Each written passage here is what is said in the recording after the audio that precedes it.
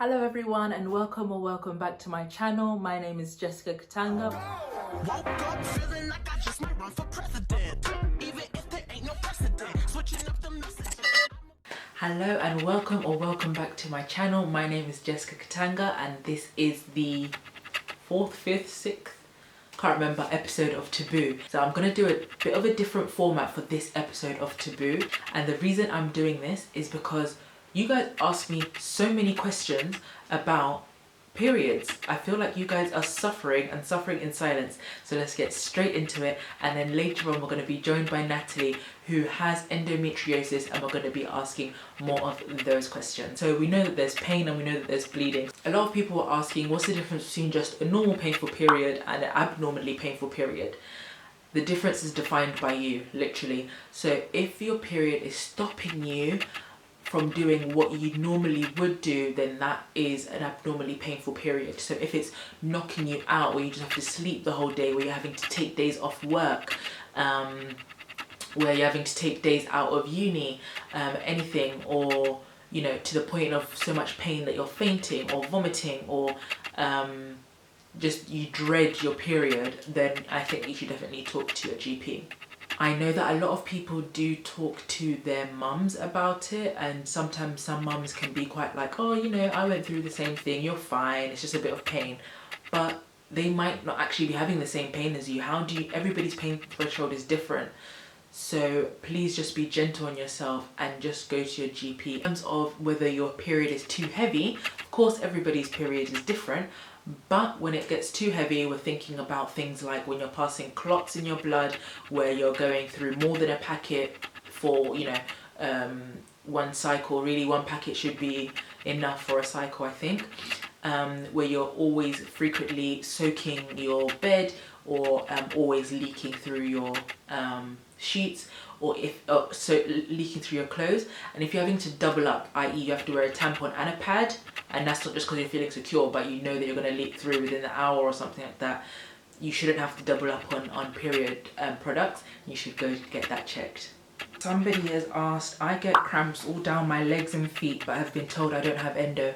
So in terms of why you can get cramps down your legs and feet, is because of the lumbosacral plexus. That's the nerves that are in your lumbar spine, and these are all intertwined. So the nerves that supply your genitalia and your uterus, so your inside and outside sexual organs, are so intertwined and so close to the ones that are in your legs and the ones that supply your abdomen, and that is why it is all interconnected.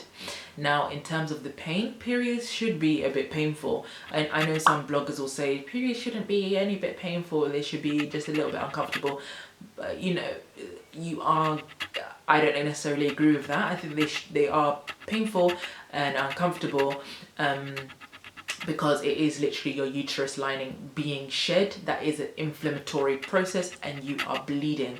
So of course, slow down on what you would normally do and everything, but when it gets to the point where it is interrupting your life, to the point where you're having to take days off, where you dread your period, where you're having to faint and everything like that, then that is too painful and you do not need to suffer in silence. So it's not only pain when it starts disrupting your day, but also if your periods are quite irregular, i.e. sometimes they can be 1 month apart, sometimes they're 3 months apart, etc. You can go tell your GP, and this is obviously if you want to, because there's never a complaint that is too small or too silly. If it is affecting your life, you have a right to go to your GP and ask. The ways to discover the cause of painful periods: you can talk to the women in your family and see if there's anything that runs in the family. Sometimes these things, as they are taboo or just not spoken about, nobody will say unless they're asked. They might say, oh yeah, I have this, and you're like, oh, and then you can research it a bit more, but of course do not scare yourself by researching online.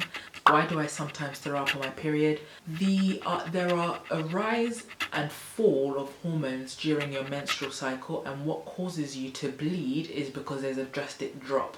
So if you find that you throw up, that could be because of the drop in hormones that is affecting making you nauseous, and that's why when you're pregnant as well, you can get nausea. So somebody said, how do you know it's not just genetic bad period cramps? So yes, as I said, you can talk to your family members, talk to the women in your family, but again, it might be a genetic condition that nobody has sought help for before, especially if you are maybe a second generation immigrant where your families come from different healthcare settings. They might not have had the same health service that we have access to, and perhaps their period problems were put on a back burner. Does endometriosis affect your ability to have children? So it can have some effects on fertility, and sometimes people have to go for surgery to get rid of that so that they can then have children if that is the problems that they're facing.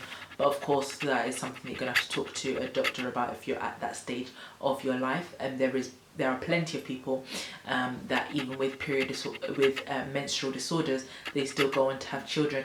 And what's funny is that a lot of these menstrual disorders alleviate during pregnancy. The fact that your hormones are at one level, that's what calms down your periods. You're not having that up and down, up and down.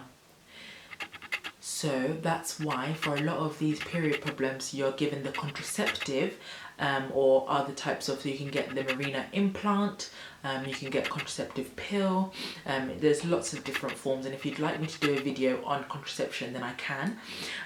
Just comment down below, because those contraceptions keep your body at the same hormonal level so you don't get those fluctuations, and then hopefully if your periods are irregular, then it will make it regular, or if your periods are painful, then it will just take that edge off. But somebody has asked, I don't want to go on birth control. There are other options, and we'll talk about that later on in the video when we get Natalie on to talk about her endometriosis. So how is it maintained if doctors decide surgery isn't required for endometriosis? So then you will go on the pill, you might go for surgery to take away those growths that are on the outside of your uterus. Yes. So hello, Natalie.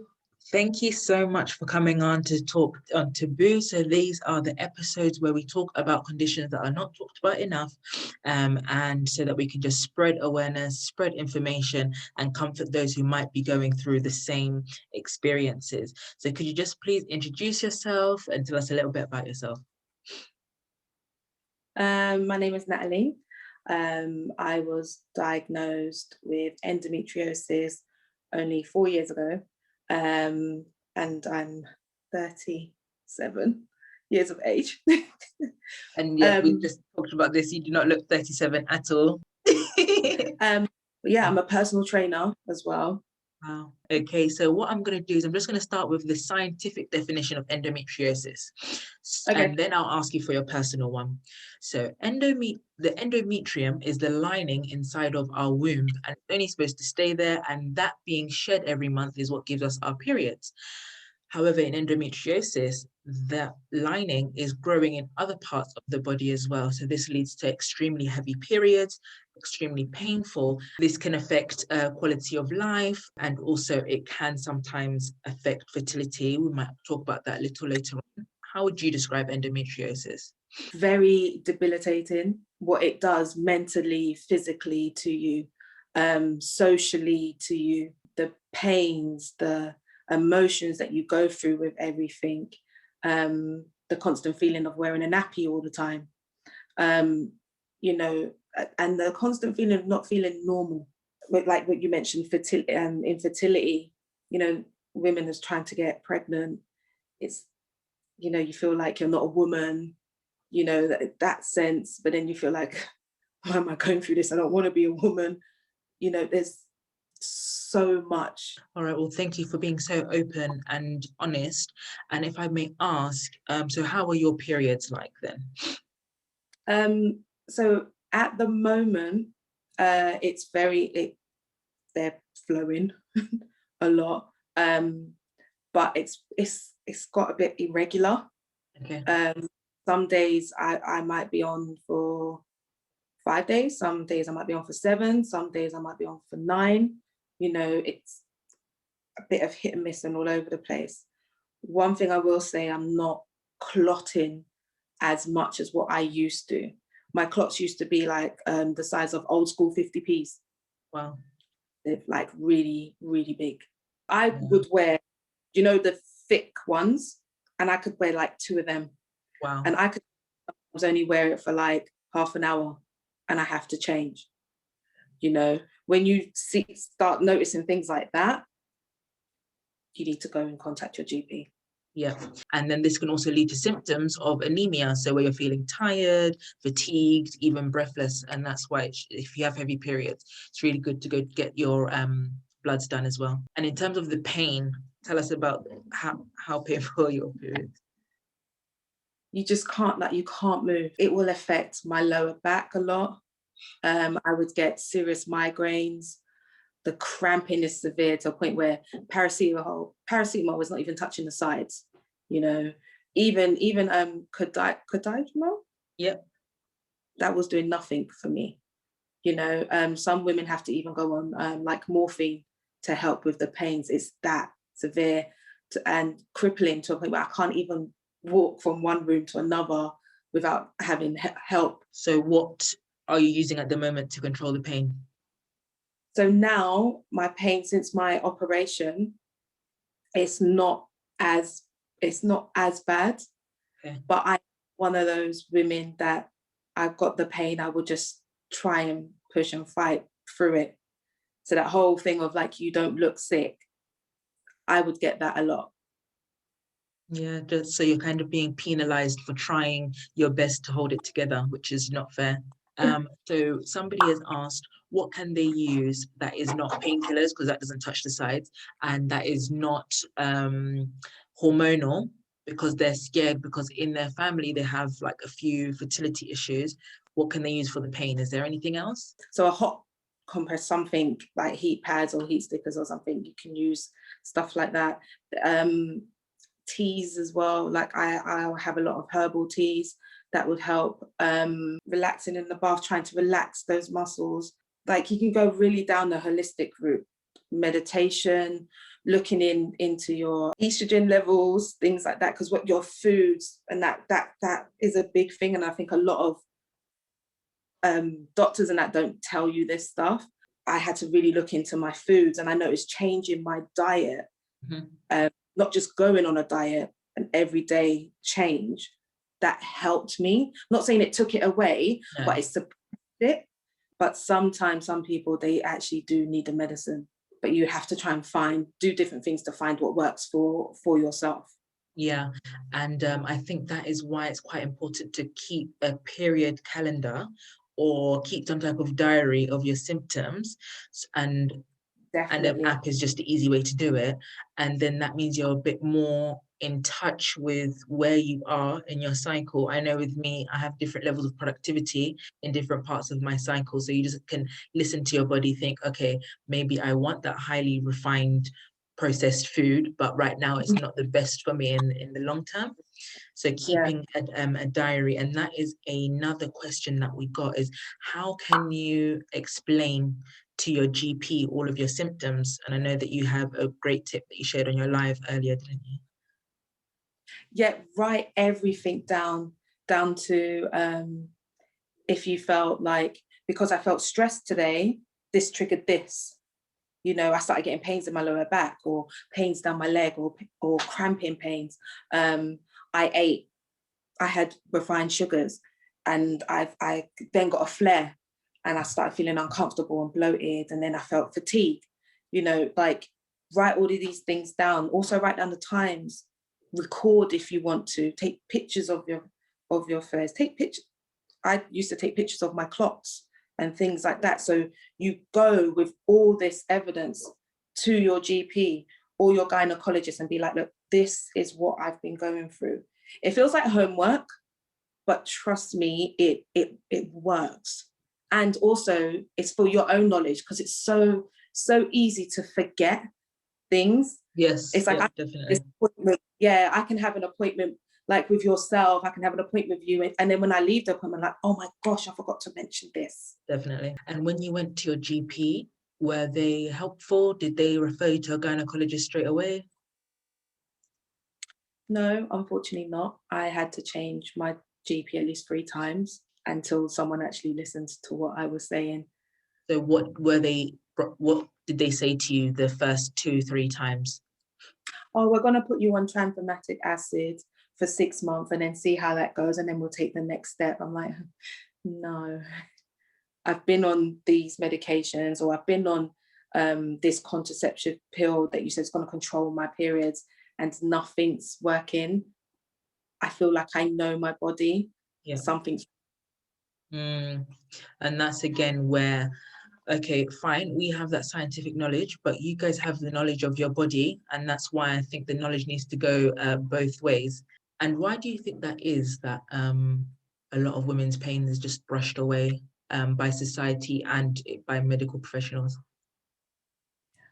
I think it might be going back to way back when women had just not been ever taken seriously, and their word was nothing really. So as time's gone on, some people will listen and some won't, and because they've got that medical hat and you don't, it's like, you can't sit here and tell me what I need to give you, or where I need to refer you to, because I'm the professional, I'm the one who's qualified, I studied, and this is what I'm telling you that you need to do. So how long did it take you to finally get your diagnosis? So it took me, I've counted it, overall 13 years. Wow. And getting that diagnosis, was it helpful or unhelpful? Helpful and a relief, as weird as it sounds. But then obviously upsetting, and like a bit like, oh my gosh, I've got this. What does this mean? And I never even heard of the word before. Is there anything that you want to tell women or people with uteruses that are struggling? I would say, as difficult as it is, you need to talk. You find someone, it doesn't even have to be your GP. Find someone that you feel comfortable enough to talk to. Especially speak to women in your family. Start learning your body, start knowing how your body reacts to exercising, reacts to food, reacts to emotion, stress, and also don't be scared to get a second opinion about what you're going through, because it's you that's going through it. Yeah. There's a big community out there is, and that's what I found to help me. Go on social media, start speaking to other women, about how you're feeling, and that could help you. You'll find someone where there will be similarities, and you'll find comfort in that. True. And so that people can follow you and find that comfort, could you just tell us your socials where they can find you? So my Instagram is natblake_endowarrior. Yeah, message me, DM me, I'm there.